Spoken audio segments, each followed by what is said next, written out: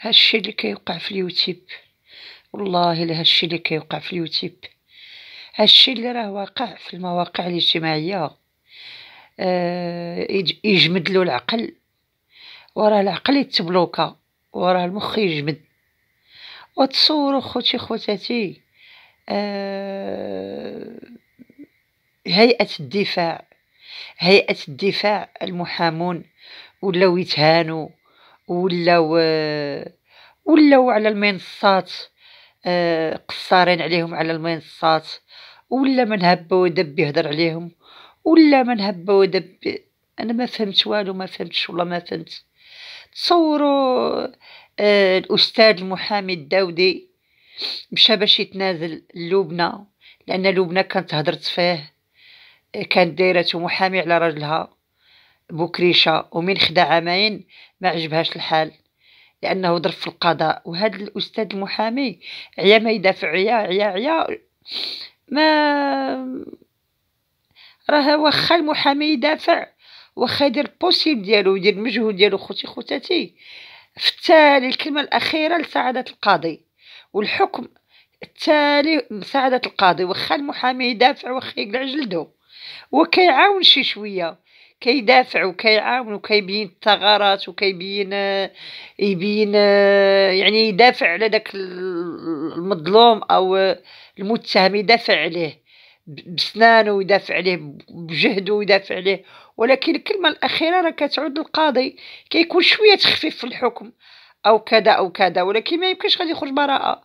الوغ هذه لبنى قالت له علاش حنا درناك محامي، وبكري جاب عامين حبس، زعما راكي ما دافعتيش عليه مزيان وكذا وكذا وكذا وكذا. ناض هو والله اعلم واش كبيها، ناض تيبقى تحشم وتزاوق، تحشم وتزاوق، بقى تحشم وتزاوق. قال لها صافي على وجه ديك البنيه وعلى وجه ظروفك راجلك كدا في الحبس. تا في حين انا هادشي كيضحك، والله الا هادشي كيضحك، في حين الاستاذ الداودي هذا المحامي صونات عليه النيابه العامه وقالوا له راه عندك شي شكايه هنا تجي اورجون. هو قال شكون غادي يشكي بيا انا 30 عام تاع المسار ديال الخدمه وديال يعني عمل طويل. 30 عام راه ماشي سهله، شكون غادي يشكي بيا؟ قال وقيله لبنى. هو مشى هو لقى لبنى. واش كاين شي واحد يشكي بالمحامي ديالو؟ هو جاي يتنازل لها لان كان غادي يشكي بها، لان دارتو بقات تهضر فيه في المنصات مع القنوات، راه ما يصلحش، راه كدا، راه راجلي عامين حبس وما يعرفش يدافع، ما يعرفش زعما، ماشي محامي شاطر، ماشي محامي كفؤ، ماشي كدا ماشي كدا. ما شكا بها لان ما خصهاش تستهزأ من المحامي والسلطه. يعني هاد المحامين راهم منظمه هيئه الدفاع، حتى هي راه تدخل في السلطه القضائيه. انا شكا بها، بقات تزوق وتحشم، تزوق وتحشم وتبكي تبكي تبكي تبكي. ناض كي بقات تبكي تبكي تبكي تبكي قالت له انا عندي بنت وكذا. ناض واحد القناه ديال الجوكر وقال له غير يسمح لها لهاد الاستاذ داودي، سمح لها. قال لها صافي على وجه ديك البنت، بصح عطيني غير الاسعى ديالي. غدوه عليه يفاجأ هذا الاستاذ المحامي، له منا كل احترام والتقدير كاع هيئه الدفاع، يعني هيئه المحامين، منظمه المحامين، السلطه القضائيه، لهم منا كل احترام والتقدير، مع ما نقولوا فيهم. لا تسمح لها، كان غادي يشكي بها. قال لها واش انا يا محامي وانت كتستهزئي بيا؟ زعما علاش راجلي ما دافعش عليه جاب عامين تاع الحبس؟ وراه عيا ما يدافع. القاضي شافوا انه ظالم، تنمر على القضاء. واخا المحامي يدير اللي يدير، واش الانسان يتنمر على القضاء؟ راه واخا المحامي يدير اللي يدير، واخا يقلع جلدو، اسمح لها. تصونات عليه النيابه، قالت له راه عندك شكايه هنا. هي طلبت منه السماح وتبكي وتحشم وتزاوق، وهي شاكيه به. تصوروا هادشي والله الا قال لك الهم الا كثر يضحك. المهم، وفي الليله مداوها في لابيلونس، على المباشر في لابيلانس داوها، يعني ربيبتها وجوجها ام يوسف الفسيابين وهدينها للسبيطار. الله اعلم واش باش ما الله اعلم واش هادشي بصح، ولا لان اليوم عندها التقديم، ولا باش القاضي زعما يشوف من حالتها راه واخا شحال قد كي واخا تمر دايره ضروري التقديم، زعما خافت نقولوا دارت هاد الخطه باش ما تمشيش تعتقل لبنى، ولكن راه ما تهربيش على القضاء. واخا تكوني تحت، راه واخا تكوني فيك الموت، راه القضاء ضروري يجيبك باش يدير الخدمه ديالو، ويدير المهام ديالو، ويدير الواجب ديالو، ويدير. لان لو كان جات هكا كاع اللي عنده شي قضيه يدير بروحو طاح سخف وما يمشيش، ايوا غادي تبقى الدنيا سايبه. انا قلت ما ربما دارت هاد الخطه، لان من هزوها في لابيلانس يديها كيتحركوا، راسها كدير له هكا، يعني كتقول لهم فيرها بنتي. هو قالك سخفت اغمى عليها.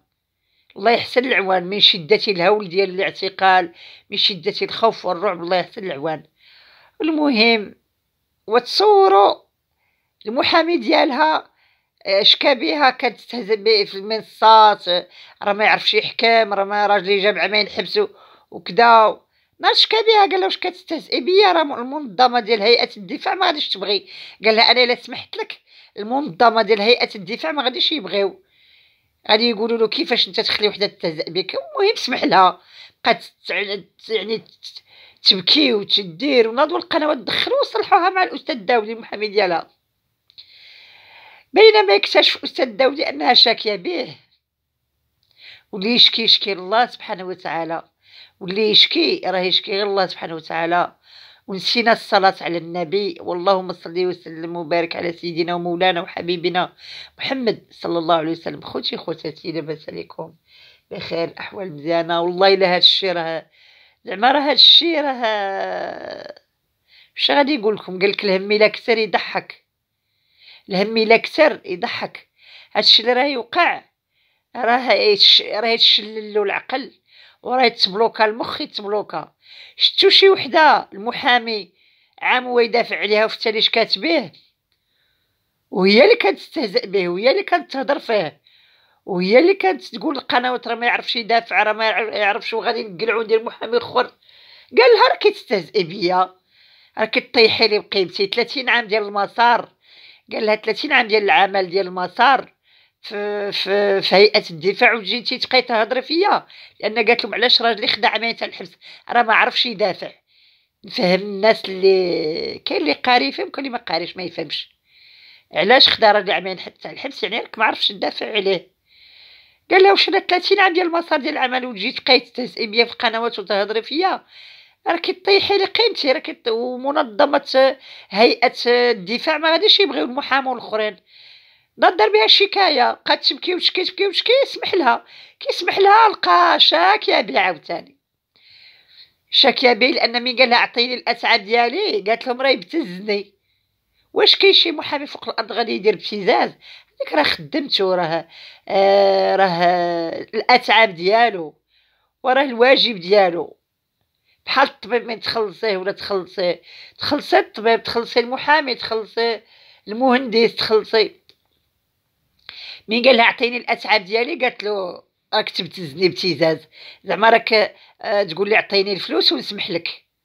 زعما هي قالت بلي المحامي راه يقول لي عطيني الاتعاب ديالي ونسمح لك؟ لا، خرج في واحد المنبر اعلامي وقيلا اكسبريس ولا اسمه هي، قال ما ودي هذيك الاتعاب ديالي انايا، هذيك لا علاقه لها بالابتزاز ولا. قال لهم واخا حتى ما نجيبها، نجيب اتعاب ديالي بالخاطر ولا بالسيف ولا بالشكايه. قالوا انا كنت نازلت لها وسمحت لها. بقى يضحك هذا الاستاذ داودي، زعما محامي ظريف، ماشي بديك المحامي اللي كاين المحامي كيتكبروا ما يعطيوش الهضره. المهم ولكن حتى هذا المحامي ملي شافوه متواضع داروا فيه ما بغاو، شافوه متواضع وقلبه كبير، ويعني القنوات ما خلاولوش. قالوا اللبنى راه ما يعرفش يحكم، ما يعرفش يدافع، ما يعرفش. هو جاب عامين حبس بكريشه. راه واخا المحامي يقلع الجلد ديالو، راه القاضي يشوف اللي كاين في الاوراق، واش كاين شي دليل، ادله، براهين، شي شهود عيان. المحامي واش هي كيخفف شي شويه، كيدافع، كيبين يعني النقط اللي ما واضحاش كيبينها، يبين الثغرات، يبين الحوايج اللي محامي يعني راه مطالع، يعني الملف اللي عند المحامي راه عند القاضي. وانا ما غاديش ندخل في هذا الشيء هذا، انا غير على حسب الفكره ديالي المتواضعه ومعرفتي البسيطه أن المحامي ماشي كيخرج المتهم من الحبس، كيخفف عليه وصافي، كيخفف عليه وكيدافع بداك الشيء اللي عنده في الورق، بحالو بحال سعادة القاضي. يعني راه المتهم هضر معاه قالوا انا واش وقع عليها واش وقع عليه، وممكن المتهم يكذب على القاضي على المحامي. ممكن المتهم يكون داير شي مصيبه ويقول المحامي انا بريء، الوغ المحامي كي يدافع على حساب تفكيري البسيط. المحامي كيدافع على حساب المتهم شنو قال له، اشنو قال له. هو ما كانش حاضر معاه ملي كان يغتصب او كان يزني او كان يخون او كان يدير زنا المحارم، المحامي ما كانش معاه. الوغ دائما المتهم من يدير المحامي يقول له انا بريء، انا بريء يا باه كما قالوا المصريين. الوغ المحامي كيدافع على حسب اقوال المتهم وعلى حسب الورق ديالو، وسعادة القاضي غادي يشوف الورق اللي عنده عاوتاني. الوغ واش كيشوف واحد قاتل الروح غادي يدير محامي غادي يخرجوا براءة؟ ما يمكنش، لأن المحامي كيقول ما ربما راه متهم، ما ربما راه كذا. وبصح لو كان يعرفوا راه قاتل الروح ما غاديش يدافع عليه، انا نظن ما غاديش يدافع عليه. ولو كان يعرف شي واحد داير زنا المحارم دايرها بصح ما غاديش يدافع عليه، وكان شي واحد يعرف هذاك اغتصب ما غاديش يدافع عليه. ولكن هو كيدافع على حسب اقوال المتهم. وفي الاخير الكلمه الاخيره لسعادة القاضي، ولهم منا كل الاحترام والتقدير. المهم بقات تستهزئ به، راه ما دافعش على بوكريشه، راه ما كدا راه ما كدا. ايوا قالك في الليله سخفت، الله يستر الله يستر الدواء في الامبيلونس باش دير شهاده طبيه ما تقدمش اليوم، زعما باش دير شهاده طبيه. هي خافت، الله يحسن العوان الله يحسن العوان. ولكن شحال قدك تخافي، شحال قدك. هاهي اليوم ما تقدمتيش، غادي يديروا لك الجلسه السيمانه الجايه. وعاد السيمانه الجايه واش ديري؟ انسان في الاول يشد فمو ويشد يعرف ما يقول ويعرف شنو ما يقولش و... والمشكل والكارثه الكبرى والطمه الكبرى، شافت الزوج ديالها دخل الحبس على التنمر في القضاء، وشافت الزوج ديالها دخل الحبس على هذا الشيء، على التنمر على القضاء، ولهم منا كل الاحترام والتقدير. وشافت الشيفوره دخلت للحبس على هذا الشيء ديال القضاء، هذيك الشيفوره دخلت على هذا الشيء، قالت باللي زعما كذا كذا كذا، عطاني ورق الملف تاع بوكريشه، زعما راه زعما الشيفوره زعما راه حاسبه المحكمه، هي شايفه الشيفوره دخلت للحبس على هذا الشيء. والزوج ديالها ونايضه حتى هي تضرب في هيئه الدفاع وتضرب في المحاميين. واحد المحسنه كانت عطاتها الفلوس حتى هي شاكيه بها، وجوهره مغربيه شاكيه، كلشي شاكي بها. جوهره مغربيه ديك سعاد درتها قالت لها راكي تاجري لي بالبنات، لان يسرى اللي تهمتها بزنا المحارم عندها 18، الاخرى عندها غير 15، قالت لك كتاجري لي بهم. على ما اظن ان القاصر ممنوع تبان في اليوتيوب، بحال دابا انا ما خصنيش نصور شي قاصر معايا، ممنوع. ايوا الممنوع ممنوع والمرغوب مرغوب، ما نبقاوش نخرجوا على القانون ديالنا. او بحال داك اللي صايق اللوطو بلا بيرمي، بحال داك اللي صايق اللوطو سكران، قالوا لك ما تصوريش مع القاصر، ما تصوريش مع القاصر على ربيبتها. وحده عندها 18 عام، نتوما جينا المحارم ربيباتها بجوج، وهذيك القاصر عندها 15 عام فاطمه زهره، يوميا كدير معها فلوغات في فيديوهات. عاد هاد الشر ريضت، واش كيقولوا لها ما تصوريش مع القاصر هاد لبنى؟ يعني علاش قلت لكم عندها خرجات غير موفقه وهي كتصور معها. بحال دابا انايا القناه ديالي جات عندي شي بنت صغيره ولا بنت خويا ولا بنت اختي ولا ما نتصورش معها، لان عارفه ممنوع تصوري مع القاصر اللي قل من 17 عام، ممنوع تصور معها. قانون. علاش انسان كيكون راسو قاس، علاش انسان كيوصل راسو لهاد المتاهات وهاد المطبات هاد الفضايح الكحله؟ هما عامين هما يقولوا لها ما تصوريش مع القاصر على لبنى على ربيبتها قاصر عندها 15 عام، وهي كتصورها قالك سيدي وكتزومي لها على مؤخرتها من تكون لابسه المزير. كون عارفين بنات اليوم يلبسوا غير الكساوي ديال الحياء وديال الحشمه وديال ما كان غير السروال مزير على فخادها وعلى، وهي قالك سيدي كتزومي لها هاد لبنى على، راكو عارفين على المفاتن ديالها داك الشيء مزير. وجوهره مغربيه امها دايره بها شكايات على لبنى، كتصوري لي بنتي قاصر وراكي تاجري بيهم ويزيدوا عليها يعني آلاف الشكايات والله يستر. ايوا المهم هيئة الدفاع خط أحمر، والسلطة القضائية مليون خط أحمر. ايوا اللي دار الدم يستاهل العقوبة. وني طولت الفيديو شي شوية نوض نفطر، كندردش معاكم كنجيبوا لكم مواضيع يعني باش تستافدوا. كاع هاد المواضيع اللي كنجيبها لكم ماشي للفرجة، للعبرة للعبرة للعبرة، باش ديو العبرة. بحال دابا هاد الموضوع شنو هو العبرة، شنو هو الخلاصة منه؟ وهو الإنسان ما يهدرش وما يتنمرش وما يستهزأش بهيئة الدفاع، بهيئة المحاميين. وراها منظمة هي، وراها منظمة داخلة هي في السلطة القضائية. إلا انت المحامي بحال اللي انت القاضي، كيف لأن المحامي قاري القانون، القاضي قاري القانون. لهم منا كل تحية وتقدير. عبرة العبرة. واش المحاميتي دايرة على راجلك والمحكمة عطاتو عامين، علاش كتقولي المحامي ما يعرفش يحكم وماشي محامي وماشي شاطر وماشي قافز؟ شنو غادي يدير له؟ هو تنمر على القضاء والمحامي غادي يبرئوه؟ ما يمكنش يبرئوه. واحد الانسان مغتصب ولا داير زنا المحارم في المثل مثلا، وراه يعيا المحامي ما يدافع عليه، راه في التالي سعادة القاضي غادي يوصل للحقيقة وغادي يوصل الأدلة وغادي يشوف الورق اللي عنده، يحكم بالأدلة وبالبراهين وبالشهود. واحد اغتصب ولا خون، واش المحامي غادي يخرجوا براءة؟ راه واخا يدافع عليه. في التالي الكلمة الأخيرة أو الكلمة الأولى والأخيرة لسعادة القاضي. يعني المحامي كيدافع ولكن الكلمة الأخيرة لسعادة القاضي. شتو شي واحد قاتل الروح خرج براءة، ولا شي واحد اغتصب خرج براءة، ولا شي واحد دار زنا المحارم براءة، أو سرق أو ظلم أو ضرب؟ راه سبحان الله العظيم. راه واخا المحامي يدافع ولكن في التالي الحقيقة كتبان، لأن المحامي ما عارفش. دوك في المثل أنا يا خونت، في المثل نعطيكم غير مثلا ونختم. أنا خونت ولا ضربت ولا درت شي حاجة ودرت محامي عليا، واش داك المحامي غادي يقولوا راني خونت؟ غادي يقولوا راني مظلومه، راني كدا، راني ماشي انا، راه نهار اللي وقع داك الشيء انا كنت مسافره كدا. يعني المحامي غادي يدافع عليا على حسب اقوالي. هو ما عرفنيش بلي انا راني دايره شي مصيبه. كان عارفني دايره مصيبه واش غادي يدافع عليا؟ انا غادي يقولوا ماشي انا، وراني انا قلت ليه، ومن وقع داك الوقع انا ما كنتش حاضر. هو المحامي غادي يدافع على حسب اقوالي. هو ما عارفش، سي نورمال، سي نورمال. لان الا مشيت قلت له راني خونت ولا قتلت ولا ضربت، ما غاديش يدافع عليا، انا غادي نكذب عليه. ولكن في التالي غادي تبان الحقيقه. الوغ ماشي المحامي نقولوا ما يعرفش يدافع ولا ماشي شاطر ولا لا لا لا لا، ماشي هكاك. المحامي كيدافع على حسب اقوال المتهم، هادشي اللي كاين. وفي التالي ملي تبان الحقيقه المحامي كيقلع يديه، كيخرج منها كالشعره من العجين، كيعرفوا بانه ظالم.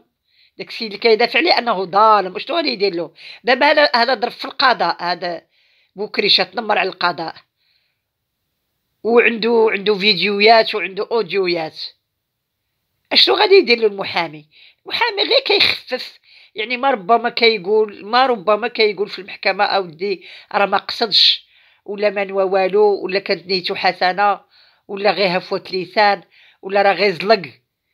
ماشي انه غادي يبرئوا، لا، يقول غير زلق، راه تنمر على القضاء، ما ربما غير زلق، راه غير غلط. وهذا الشيء ما فيهش غلط لا زلق. الزلق في شي حاجه اخرى، ماشي في المؤسسات العريقه، المؤسسات الاصيله واللي يعني اللي عليها كتبنى الدول وتبنى الحكومات وتبنى المدن. راه الدوله كتبنى على القضاء وعلى يعني على هذا الشيء هذا. المحامي غير كيدافع اودي ما قصدش ولا ما نواش ولا كان غير فلتة اللسان ولا راه كانت نيته حسنه ما نواها كما نواش هكا. يعني المحامي غير كيرقع، ماشي انه غادي يخرج داك المتهم براءه، لا، غير كيرقع. واحيانا الله يفكرنا بالشهاده، الا كان المتهم مظلوم يقدر يخرجوا براءه. الا كان مظلوم يخرج براءه، اما الا كان ماشي مظلوم راه واخا بنادم يدير 9 مليون محامي راه ماشي مظلوم. اما الا كان مظلوم يقدر المحامي يخرجوا براءه، يقدر، علاش لا؟ وإلا كان ظالم غير خفف عليه، غير ما قصدش، يعني بقى يدافع على ما قصدش وكانت نيته حسنه. بصح الا كان ظالم، الا كان داير شي مصيبه، راه المحامي ما يخرجوش براءه. اما لما كان داير والو يخرجوا المحامي براءه. يعني راه مظلوم، راه اصلا راه مظلوم، اصلا راه ما كاينش ادله عند ساعه القاضي، ما كاينش براهين. بحال هاد المره بكري يخرج براءه ديال المحارم، لان ما كاينش واحد الحجه، ما كاينش واحد فيديو صوت وصوره لدين المحارم. بحال هذا هو المحامي خرجوا براءه، لان ما كاينش واحد. والله اعلم واش كاين في الكواليس. هو قال لك لا، هو اللي دار دين المحارم. واش المحامي كان معاه في الكواليس؟ مهم هو المحامي والقاضي كيحكموا بالادله وبالبراهين وبالشهود العيان. المهم الى فيديو اخر ان كان لنا عمر. اللهم صل وسلم على سيدنا محمد.